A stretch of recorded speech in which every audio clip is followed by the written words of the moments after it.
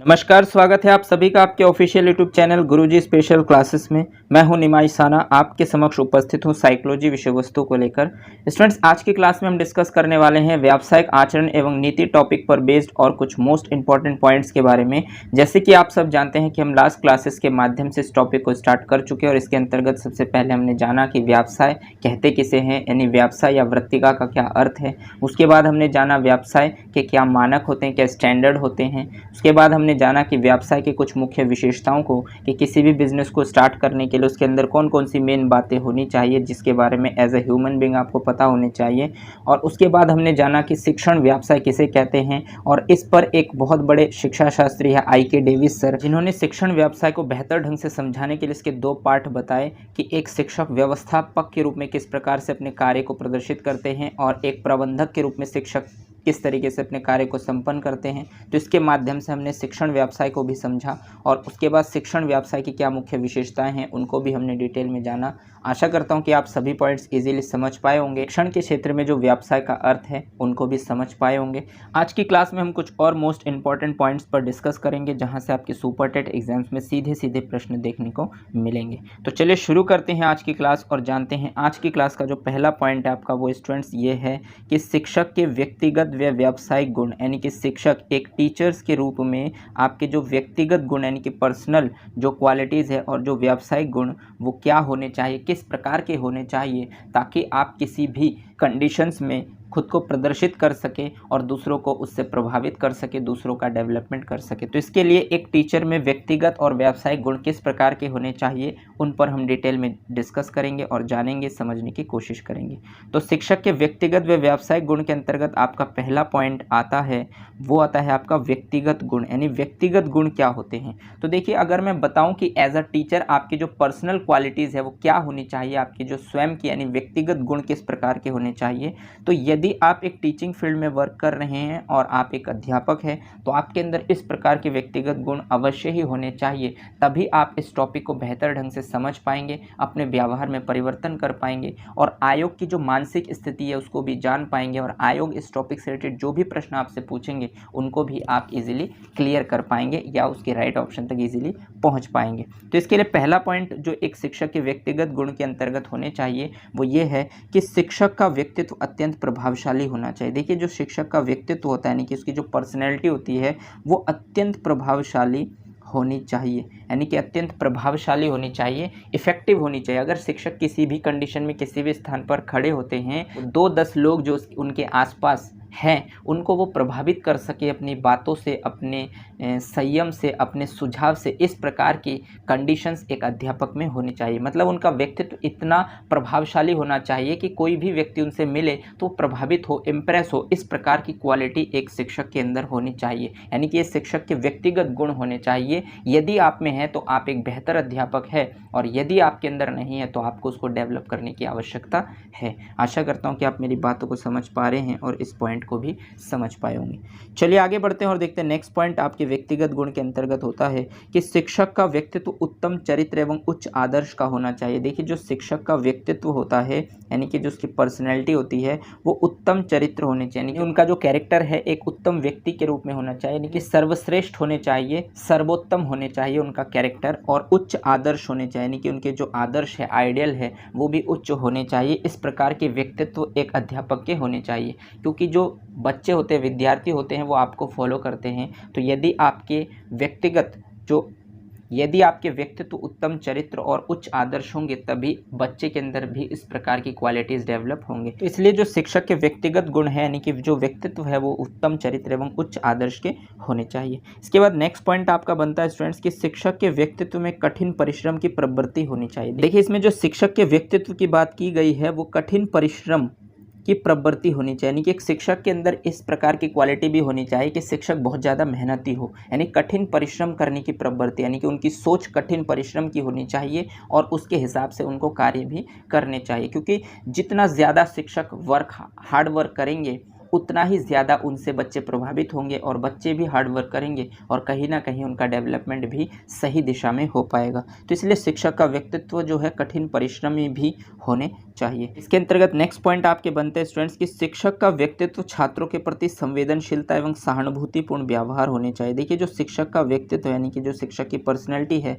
वो छात्रों के प्रति यानी छात्रों के प्रति कैसे होनी चाहिए, संवेदनशीलता यानी संवेदन, जो छात्रों की जो प्रॉब्लम है उसकी संवेदना को समझ पाना, इस प्रकार की क्वालिटी यानी संवेदनशीलता एवं सहानुभूतिपूर्ण यानी सहानुभूतिपूर्ण का मतलब होता है कि बच्चे की प्रॉब्लम्स को जानना और स्वयं को उसकी जगह पर रख कर देखना और उसके बाद उसके प्रति एक सहानुभूति की भावना व्यक्त करना। इस प्रकार के व्यक्तित्व एक अध्यापक के अंदर होने चाहिए। यदि आप में है तो आप एक बेहतर अध्यापक है और यदि नहीं है तो आपको इन सभी बातों को फॉलो करना होगा, तभी आप इस टॉपिक से रिलेटेड प्रश्नों को ईजिली क्लियर कर पाएंगे। तो शिक्षक का व्यक्तित्व छात्रों के प्रति कैसे होने चाहिए, संवेदनशीलता होनी चाहिए। यानी ऐसा नहीं होना चाहिए कि शिक्षक जो है छात्र से जो रिलेशन है बस स्कूल टाइम में ही आप बच्चे की प्रॉब्लम्स को बताएंगे और इसके अदरवाइज़ आप नहीं बताएंगे, या बच्चे की जो और भी प्रॉब्लम्स है उसके डेली लाइफ से जुड़े हुए उनसे आपका कोई मतलब नहीं है, आप सिर्फ बच्चे को जो है किताबी ज्ञान देने के लिए आए हैं तो आप सिर्फ किताबी ज्ञान देंगे। नहीं, इस प्रकार के व्यक्तित्व आपके बिल्कुल भी नहीं होने चाहिए। अगर आपके अंदर इस प्रकार का व्यक्तित्व है तो आप फिर इस टॉपिक से रिलेटेड जो भी प्रश्न पूछे जाएंगे उसके राइट ऑप्शन तक नहीं पहुँच पाएंगे, क्योंकि आयोग आपसे चाहती है कि आपके व्यवहार ऐसे होने चाहिए कि आप छात्रों के प्रति संवेदनशील हो, छात्रों के प्रति सहानुभूतिपूर्ण आपका व्यवहार हो, तभी आप बच्चों के साथ खुद को एडजस्ट कर पाएंगे और परिस्थिति के अनुसार स्वयं को ढाल पाएंगे और बच्चे का अधिक से अधिक विकास कर पाएंगे। तो इस प्रकार के व्यक्तित्व एक शिक्षक में होने चाहिए। इसके अंतर्गत नेक्स्ट पॉइंट और लास्ट पॉइंट व्यक्तिगत गुणों में आता है कि शिक्षक के व्यक्तित्व में धैर्य होनी चाहिए। देखिए, बहुत ही पॉजिटिव वर्ड है कि शिक्षक के व्यक्तित्व में क्या होनी चाहिए, धैर्य होनी चाहिए। क्योंकि यदि आप एक अध्यापक बनते हैं भविष्य में तो आपके अंदर धैर्य होना बहुत ज़रूरी है, क्योंकि आप जो है प्राइमरी लेवल की तैयारी कर रहे हैं और आप एक प्राइमरी टीचर बनेंगे। तो एक प्राइमरी टीचर्स जब आप बनेंगे तो आपके पास 5 से लेकर 12 वर्ष तक के बच्चे ही आपके पास होंगे। तो ये बच्चे हर छोटी छोटी बात को अलग अलग तरीके से करेंगे, गलतियां बार बार करेंगे। तो यदि आप उनकी गलतियों को नहीं समझेंगे और उसका समाधान नहीं निकालेंगे, आपके अंदर धैर्य नहीं होगा, तो आप उस परिस्थिति को एडजस्ट नहीं कर पाएंगे और आप उचित रूप से बच्चों का विकास भी नहीं कर पाएंगे। तो इसलिए एक शिक्षक के व्यक्तित्व में धैर्य होना बहुत ज़्यादा ज़रूरी है, क्योंकि कई बच्चे ऐसे भी होंगे जो बहुत बार गलतियां करेंगे और उनकी गलतियों को समझना और उसको समझाकर सही रास्ते पर लाना ये आपका रोल है। इसीलिए शिक्षक के व्यवहार में धैर्य होना बहुत ही आवश्यक है। इसके साथ साथ शिक्षक का व्यक्तित्व सभी से अच्छे मानवीय संबंध भी होने चाहिए। यानी कि एक शिक्षक के रूप में आपके सभी लोगों से मानवीय संबंध भी अच्छे होने चाहिए, यानी कि एक मानवता जैसे संबंध आपके सभी के साथ होने चाहिए। सभी के प्रति आपके अंदर सहानुभूति होनी चाहिए। आप एक कठिन परिश्रम की प्रवृत्ति वाले व्यक्ति होने चाहिए, यानी कि लगातार आपको परिश्रम करते रहना चाहिए। इस प्रकार का आपका व्यक्तित्व होना चाहिए। आपके चरित्र उच्च होने चाहिए और आदर्श भी उच्च होने चाहिए। आप अत्यंत प्रभावशाली होने चाहिए। ये स्टूडेंट्स वो शब्द है जिसके माध्यम से आपसे इस टॉपिक से रिलेटेड प्रश्न पूछे जाएंगे। इन पॉइंटों को, इन शब्दों को यदि आप बहुत अच्छे से ध्यान से सुनेंगे, समझने की कोशिश करेंगे, अपने व्यवहार में ढालने की कोशिश करेंगे, तो आप इजीली इस टॉपिक से रिलेटेड जो भी प्रश्न पूछे जाएंगे उनको इजीली क्लियर कर पाएंगे। आशा करता हूं कि आप मेरी बातों को समझ पाए हैं और इस पॉइंट को भी समझ पाए होंगे कि एक शिक्षक के व्यक्तिगत गुण किस प्रकार के होने चाहिए। चलिए आगे बढ़ते हैं और देखते हैं और कुछ मोस्ट इंपॉर्टेंट पॉइंट्स जो एक शिक्षक के रूप में आपके व्यवहार में उपस्थित होने चाहिए। तो नेक्स्ट पॉइंट आपका बनता है स्टूडेंट्स की बौद्धिक तथा भावनात्मक गुण, यानी बौद्धिक तथा भावनात्मक गुण किस प्रकार के होने चाहिए, यानी कि एक शिक्षक के बौद्धिक और भावनात्मक गुण किस प्रकार के होने चाहिए। तो बौद्धिक और भावनात्मक गुण में आपका पहला पॉइंट आता है कि शिक्षक में उच्च बुद्धि लब्धि होनी चाहिए। देखिए, शिक्षक में उच्च बुद्धि लब्धि होनी चाहिए, यानी कि जो टीचर्स का IQ लेवल है वो हाई होनी चाहिए। ऐसा नहीं है कि आप एवरेज से भी नीचे है और आप B.Ed कर रहे हैं या आपने B.Ed या DLED किया है तो आप फिर स्वयं ही खुद को नहीं समझ पाएंगे, तो आप बच्चों का विकास किस तरीके से करेंगे। तो इसीलिए इसमें बताया गया है कि अगर बौद्धिकता की बात करें तो IQ लेवल आपके उच्च होने चाहिए एक शिक्षक में, क्योंकि शिक्षक को बहुत सारी चीज़ों को समझाना होता है और पॉइंट को रिलेट करना होता है। तो इसके लिए एक शिक्षक की जो IQ लेवल है यानी स्मरण शक्ति है वो तीव्र होनी चाहिए, तभी उनको वो सभी चीज़ें याद रहेंगे और वो बच्चों को रिलेट कर पाएंगे और बच्चे की प्रॉब्लम्स को समझ पाएंगे एवं उनका उचित समाधान भी कर पाएंगे। इसके अंतर्गत नेक्स्ट पॉइंट आपका बनता है स्टूडेंट्स, अभिव्यक्ति की योग्यता होनी चाहिए। यानी कि एक शिक्षक में अभिव्यक्ति की योग्यता, यानी अभिव्यक्ति की योग्यता का मतलब होता है कि एक शिक्षक अपने आप को किस तरीके से एक्सप्रेस करे, किस तरीके से सिचुएशन को समझे, एडजस्ट करे और खुद को उसके अनुकूल ढाल कर उस परिस्थिति को समझाने का प्रयास करे। इसको हम कहते हैं अभिव्यक्ति की योग्यता। यानी अभिव्यक्ति की योग्यता किसी भी सिचुएशंस को समझना, उसको स्वयं को उसके अनुसार ढालना, फिर उस सिचुएशंस को किस तरीके से हैंडल करना, उस सिचुएशन से किस तरीके से आगे बढ़ना, इस प्रकार की क्वालिटी को एक्सप्रेस करना, प्रदर्शित करना, ये एक अध्यापक में होना बहुत ज़्यादा ज़रूरी है। ये दर्शाता है कि आपकी जो IQ लेवल है ये उच्च है या निम्न है। अगर आप उच्च कोटि की IQ लेवल प्रदर्शित करते हैं तभी आप स्वयं को एडजस्ट कर पाएंगे और अभिव्यक्ति की योग्यता को भी प्रदर्शित कर पाएंगे। चलिए नेक्स्ट पॉइंट पर आगे बढ़ते हैं और देखते हैं नेक्स्ट पॉइंट आपसे क्या कहता है। तो नेक्स्ट पॉइंट आपसे कहता है कि अपने उत्तरदायित्व के प्रति सजग होना चाहिए। देखिए अपने जो उत्तरदायित्व हैं, आपकी जो रिस्पॉन्सिबिलिटी है एक अध्यापक के रूप में, उसके प्रति आपको सजग होना चाहिए। यानी कि सजग, हमेशा अलर्ट होना चाहिए कि कोई भी रिस्पॉन्सिबिलिटी जो आपकी है उसको आपको स्वयं ही करना होगा और स्वयं ही आप करेंगे और हमेशा स्वयं को अलर्ट रखेंगे। किसी भी परिस्थिति में, किसी भी सिचुएशंस में खुद को सजग रखना और अपनी रिस्पॉन्सिबिलिटी को सही ढंग से निभाना, ये एक शिक्षक का बहुत ज़्यादा अहम रोल होता है जो उसकी बौद्धिकता और भावनात्मक गुण को प्रदर्शित करते हैं। इसके अंतर्गत नेक्स्ट पॉइंट आपका है स्टूडेंट्स कि अधिक परिश्रमी होनी चाहिए। देखिए ये बात तो आपके अंदर अवश्य होनी चाहिए कि एक अध्यापक अत्यधिक परिश्रमी होनी चाहिए, यानी कि लगातार आपको मेहनत करते रहना चाहिए अगर आप बच्चों का उचित विकास करना चाहेंगे तो। क्योंकि जब आप स्वयं परिश्रम करेंगे तभी आप के अंदर नॉलेज होगी, आपके अंदर आत्मविश्वास होगी और किसी भी परिस्थिति को आप एडजस्ट कर पाएंगे, समझ पाएंगे और स्वयं को अभिव्यक्त भी कर पाएंगे। तो इस तरीके से अत्यधिक परिश्रमी होना बहुत ज़्यादा ज़रूरी है एक अध्यापक को। और इसके अंतर्गत नेक्स्ट पॉइंट आपका बनता है कि प्रोत्साहन की प्रवृत्ति होनी चाहिए। यानी कि प्रोत्साहन की प्रवृत्ति होनी चाहिए, यानी कि प्रोत्साहन का अर्थ होता है स्टूडेंट्स कि आपको बच्चे को मोटिवेट करना, आगे बढ़ने के लिए किस तरीके से आप उसको समझाएंगे, उसको मोटिवेट करेंगे ताकि वो और ज़्यादा आगे इसी प्रकार के कार्य को जारी रखे। इस प्रकार की प्रवृत्ति भी आपके अंदर होनी चाहिए। मतलब आपको बच्चे को किस तरीके से मोटिवेट करना है, किस तरीके से उसके लेवल पर जाकर उसके माइंडसेट को पढ़ना है, समझना है और उसके अंदर किस प्रकार की सोच है, उस सोच के अकॉर्डिंग उसको उस दिशा में आगे बढ़ने के लिए प्रेरित करना। यदि आप एक अध्यापक बनते हैं तो इस प्रकार की क्वालिटी आपके अंदर होना आवश्यक है। आशा करता हूं कि आप मेरी बातों को समझ पा रहे हैं और बौद्धिक तथा भावनात्मक गुणों को भी ईजिली समझ पा रहे होंगे।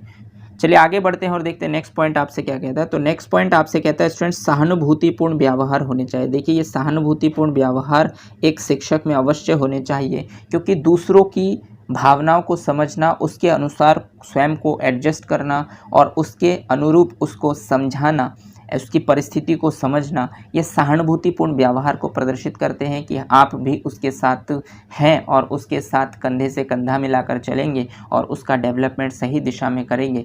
इस प्रकार के व्यवहार आपके होने चाहिए ताकि बच्चे को अपनी प्रॉब्लम बहुत ज़्यादा बड़ी ना लगे और उसे ये लगे कि हाँ मेरे साथ भी कोई है जो मुझे समझेंगे और मुझे आगे बढ़ने में मदद करेंगे। तो इस प्रकार सहानुभूतिपूर्ण व्यवहार एक शिक्षक के होने चाहिए। इसके अंतर्गत नेक्स्ट पॉइंट आपका बनता है स्टूडेंट चिंतामुक्त व्यवहार। चिंता मुक्त व्यवहार होने चाहिए। यहाँ पर स्टूडेंट्स आपका थोड़ा सा टाइपिंग एरर है, ये ना है तो चिंता मुक्त व्यवहार होने चाहिए। यानी कि किस प्रकार के व्यवहार एक अध्यापक के होने चाहिए, तो चिंता मुक्त, यानी कि कभी भी आपको टेंशन या स्ट्रेस नहीं लेना। जैसे कि आपने लास्ट टॉपिक अभी पढ़े हैं जीवन कौशल, और जीवन कौशल के अंतर्गत उसमें WHO ने जो 10 कोर दिए हैं, 10 प्रकार दिए हैं, उसके अंतर्गत एक पॉइंट आता है स्ट्रेस मैनेज, यानी किस तरीके से आप तनाव को मैनेज करते हैं, प्रबंध करते हैं। तो इसीलिए वो टॉपिक आप पढ़ कर आए हैं। यदि आप उस पॉइंट को पढ़ कर आए हैं, आप समझ पाए हैं, तो आप स्वयं को एडजस्ट कर पाएंगे और किसी भी टेंशन को, किसी भी चिंता से आप मुक्त हो पाएंगे। और इस प्रकार के व्यवहार आपके होने चाहिए। यदि आपके इस प्रकार के व्यवहार होंगे तभी आप खुद को और दूसरों को समझ पाएंगे और उसके अनुसार उनका उचित समाधान भी कर पाएंगे। तो इस प्रकार से आपको चिंता मुक्त व्यवहार भी आपके होने चाहिए। इसके अंतर्गत नेक्स्ट पॉइंट आपका बनता है स्टूडेंट्स कि आशावादी होने चाहिए। देखिए शिक्षक, ये बहुत ज़्यादा इंपॉर्टेंट पॉइंट है कि आशावादी होने चाहिए, यानी कि आपको आशावादी होने चाहिए। आपको हमेशा आगे बढ़ने के लिए आपके सपने होने चाहिए और उसको पूरा करने के लिए आपको एक डेडिकेशंस के साथ, समर्पण के साथ आगे बढ़ना चाहिए, क्योंकि बहुत सारे चैलेंजेस आपके डेली लाइफ में आएंगे और कभी कभी आपको ऐसा लगेगा कि आप जो आपके सपने हैं वो कभी पूरे नहीं हो सकते, लेकिन इस कंडीशंस को आपको हैंडल करना होगा, इससे आगे बढ़ना होगा और अपने सपनों को जीना होगा और उसके अनुसार उसको प्राप्त करने के लिए लगातार प्रयास करना होगा। इस प्रकार से जब आप कठिन परिश्रम करेंगे तभी आप अपने जीवन में सफलता की ऊंचाइयों पर पहुंच पाएंगे। तो इस तरीके से आशावादी होने ज़रूरी है, क्योंकि आपके सपने होने चाहिए, क्योंकि जब आपके सपने होंगे तभी आप उसको पूरा करने के लिए प्रयासरत रहेंगे और तभी वो आपके पूरे भी होंगे। तो इसीलिए एक शिक्षक आशावादी होना बहुत ज़्यादा ज़रूरी है। यदि आप इस प्रकार की प्रवृत्ति रखते हैं तो बिल्कुल आप एक बेहतर इंसान हैं और आप एक बेहतर अध्यापक भी हैं। इसके अंतर्गत नेक्स्ट पॉइंट आपका बनता है स्टूडेंट्स, सकारात्मक दृष्टिकोण होने चाहिए। देखिए, टीचर्स का जो दृष्टिकोण है वो हमेशा पॉजिटिव होने चाहिए, यानी कि हमेशा पॉजिटिव दृष्टिकोण आपके होने चाहिए, क्योंकि सकारात्मक दृष्टिकोण आपके होंगे तभी आप चीज़ों को समझेंगे और उनको समझा पाएंगे और किसी भी परिस्थिति से बाहर निकल पाएंगे और आपके पास जो भी बच्चे आएंगे उनका उचित समाधान दे पाएंगे। तो किसी भी कोई भी व्यक्ति हो, आपके जीवन में नकारात्मक चीज़ें आते रहते हैं, लेकिन अगर आप उनको ध्यान में रखकर बैठ जाएंगे तो फिर आप अपने जीवन में आगे नहीं बढ़ पाएंगे। तो इसलिए बहुत ज़्यादा ज़रूरी है कि एक शिक्षक का जो दृष्टिकोण है वो हमेशा कैसे होने चाहिए, सकारात्मक होने चाहिए, यानी कि वो नकारात्मकता में भी सकारात्मकता को ढूंढ कर निकालने की प्रवृत्ति उनके अंदर होनी चाहिए, तभी वो स्वयं को किसी भी माहौल में एडजस्ट करके दूसरों को आगे बढ़ा सकते हैं। तो इस प्रकार के गुण एक अध्यापक के अंदर अवश्य होने चाहिए। आशा करता हूं कि आप मेरी बातों को समझ पा रहे हैं और इन पॉइंटों को भी इजीली समझ पा रहे होंगे। चलिए आगे बढ़ते हैं और देखते हैं नेक्स्ट पॉइंट आपसे क्या कहता है। तो नेक्स्ट पॉइंट आपसे कहता है कि सामाजिक समस्याओं के प्रति जागरूकता होनी चाहिए। देखिए, सामाजिक समस्याएं, जो भी समाज की समस्याएं हैं उसके प्रति जागरूकता, यानी कि उसके प्रति अलर्ट होना बहुत ज़्यादा ज़रूरी है कि समाज में जो भी समस्याएं चल रही हैं, जो भी कंडीशंस चल रहे हैं, उसके प्रति किस प्रकार के कंडीशंस होने चाहिए, इस चीज़ के बारे में एक अध्यापक के अंदर गुण होने चाहिए कि किसी भी सामाजिक समस्याओं से हम कैसे बाहर निकल सकते हैं और किस तरीके से इसका उचित समाधान निकाल सकते हैं। इस प्रकार की क्वालिटी यदि अध्यापक में होंगे तभी वो समाज की समस्याओं को दूर कर पाएंगे, और ये दूर तभी कर पाएंगे जब वो अलर्ट होंगे, जागरूक होंगे और परिस्थिति का अवलोकन करेंगे, विश्लेषण करेंगे और उसका उचित समाधान निकाल पाएंगे। तो इस तरीके से सामाजिक समस्याओं के प्रति भी एक अध्यापक को जागरूकता होना बहुत ज़्यादा ज़रूरी है। और इसके अंतर्गत नेक्स्ट पॉइंट और लास्ट पॉइंट आपका बनता है स्टूडेंट्स कि व्यक्तिगत विभिन्नता के प्रति जागरूकता होनी चाहिए। व्यक्तिगत विभिन्नता के प्रति भी जागरूकता होना